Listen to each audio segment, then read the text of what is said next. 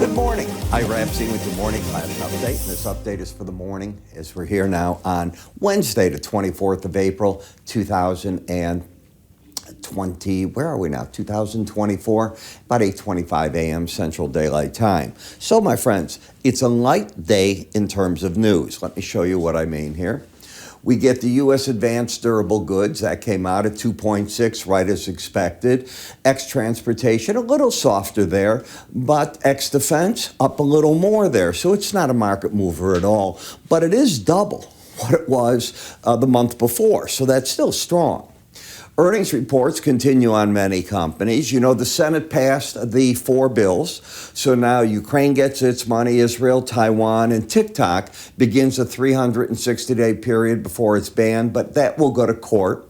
That'll be challenged. You know, the FTC dealt with non-compete agreements. And on those non-compete agreements, you can count that the Chamber of Commerce will go and fight that in its court. So while there's a lot being passed and things going on, court cases galore are going to be the norm of the day. And here's the norm for you right now. You have GDP and the PCE, one of the very favorite indicators of the Fed, coming out. So we've got to wait on that. The Bank of Japan, and here's that yen, it's still down another 8. It's been tested, as I predicted it would in these videos, by the traders until the bank actually steps in to do something. So first they were going to defend 152, 153, 154. We're going to 155. Okay.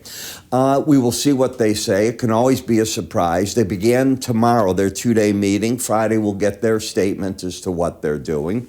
In the grain markets, I'm hearing that everything's looking good in the fields. The ground moisture is there. It's unlike the year before, so we'll see what that means as planting goes on.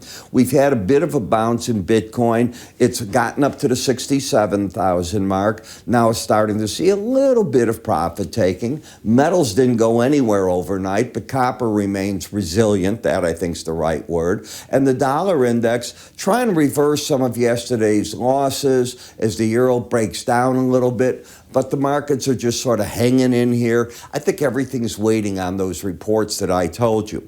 We'll talk about that and a lot more come the evening wrap-ups. You have yourself a great trading day. I'm Epstein.